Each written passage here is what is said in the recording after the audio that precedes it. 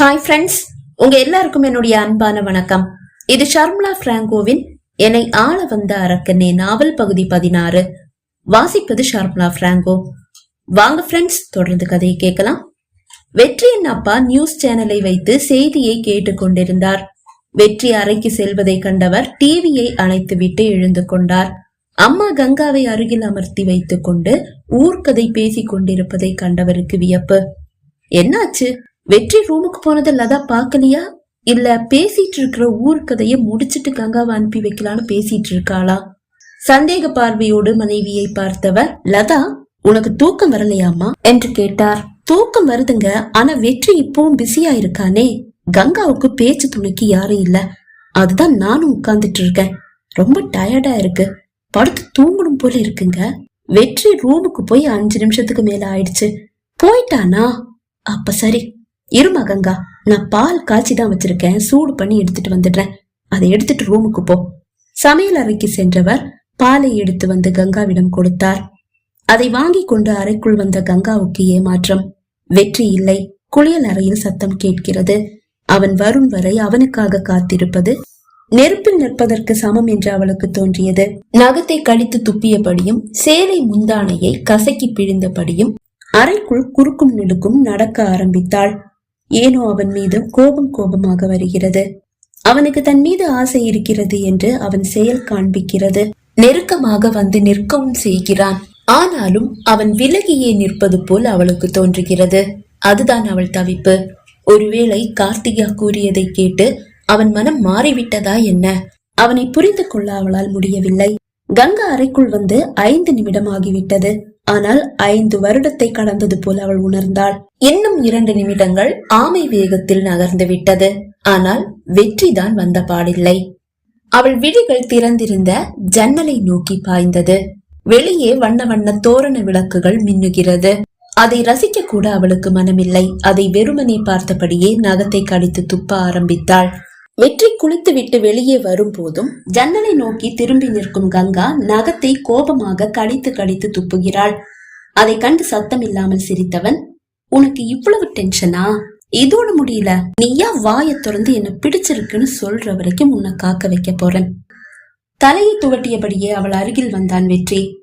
அவன் அருகில் வந்த பிறகுதான் கங்கா அவனை கண்டாள். கடித்து கொண்டிருந்த நகத்தை அப்படியே விட்டுவிட்டு கையை கீழே இறக்கினாள். நகத்தை கடிச்சு துப்பி கடைசியில விரலையும் சேர்த்து கடிச்சு துப்பிட போற.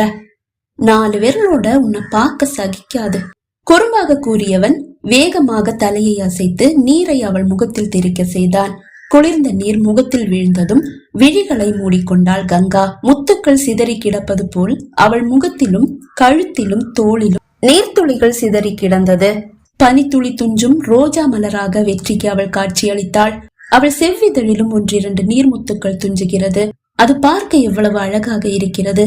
அதை ரசித்தவன் அவள் விழிகளை திறக்க மீண்டும் தலையை வேகமாக அசைத்து நீரை தெறிக்க வைத்தான்.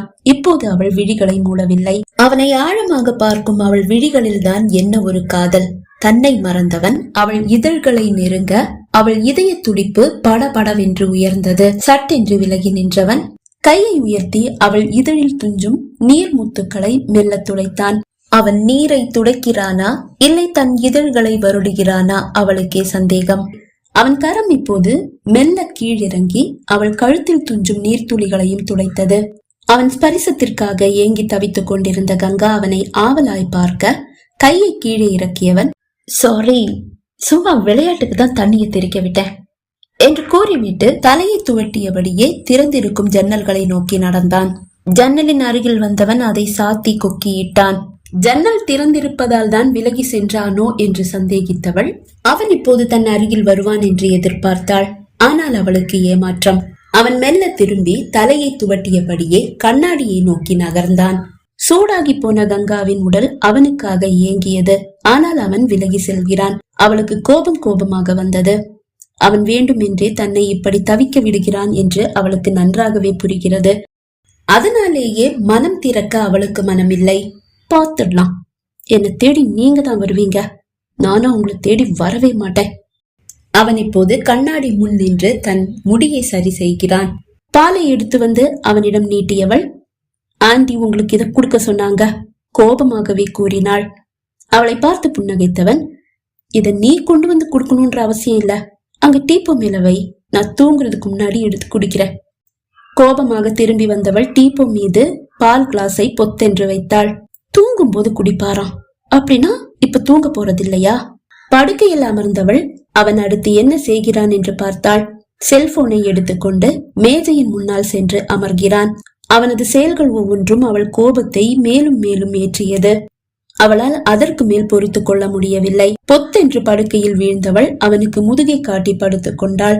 சத்தம் கேட்டு தலையை திருப்பி பார்த்தவன் அவளது செயலை கண்டு குறும்பாக சிரித்தான்.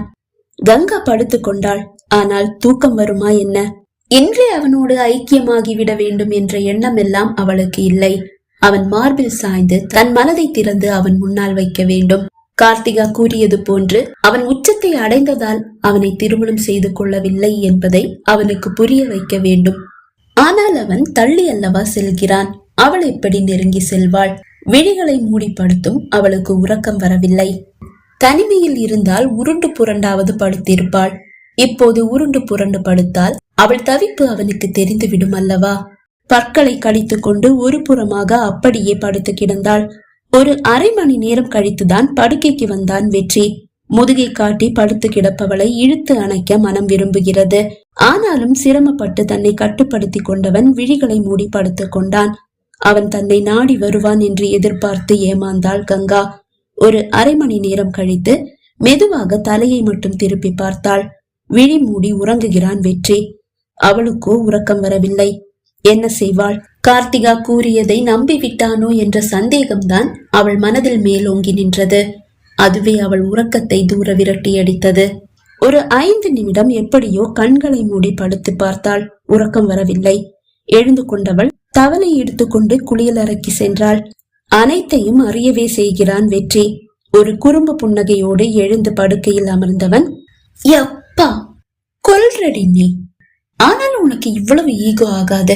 நான் எந்த அளவு தவிக்கிறேனோ அதே அளவு நீயும் தவிக்கிற, ஆனாலும் நெருங்கி வர மாட்ட. ஏன் உனக்கு இந்த பிடிவாதம்? நீ இவ்வளவு பிடிவாதமா இருந்தா கண்டிப்பா நான் தான் இறங்கி வர வேண்டியதா இருக்கும் போல. சரி பாப்போம். படுக்கையில் மெல்ல சாய்ந்தவன் கங்காவுக்காக காத்திருந்தான். விழிகளை மூடியபடியேதான் படுத்திருக்கிறான். குளியல் அறைக்கு வந்த கங்கா பட்டு சேலையை உருவி ஸ்டாண்டில் மாட்டிவிட்டு ஷவரை திறந்து அதன் அடியில் நின்றாள். ஷவரின் கீழே ஒரு 5 நிமிடம் நின்றாகிவிட்டது. ஆனால் உடல் உஷ்ணம் தணிந்த பாடில்லை.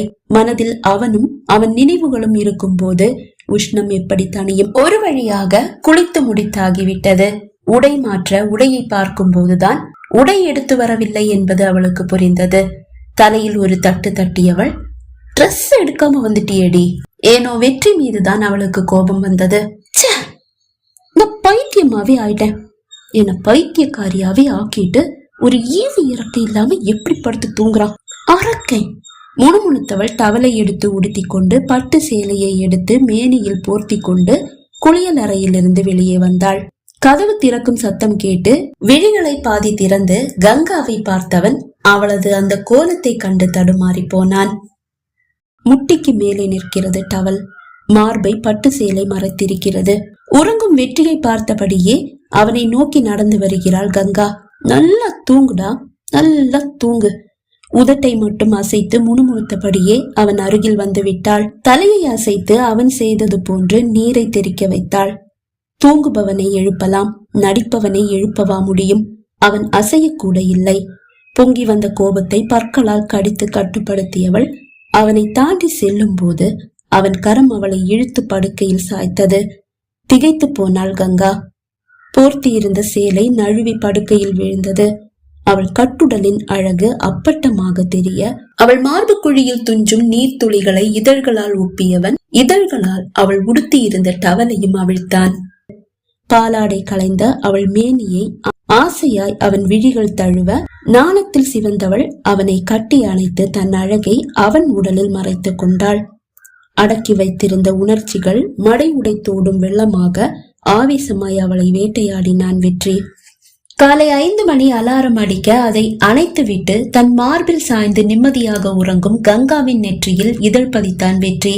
அந்த முத்தம் அவள் தூக்கத்தை கலைக்க விழிகளை திறந்தவளை இன்னும் இறுக்கமாக அணைத்தவன் ஐ லவ் யூ கங்கா என்றான். அந்த வார்த்தைகளை கேட்டு அவனை ஏறிட்டு பார்த்த கங்காவின் விழிகள் பனித்தது. அதை கண்டவன், ஏய் என்னாச்சு, அழறியா? சாரி. எதுக்கு?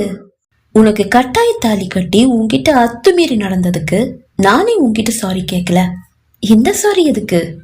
உங்க காதல பிரிச்சதுக்கு. அவன் முகம் சட்டென்று மாறியது. அவளை அணைத்திருந்த கரமும் தளர்ந்தது.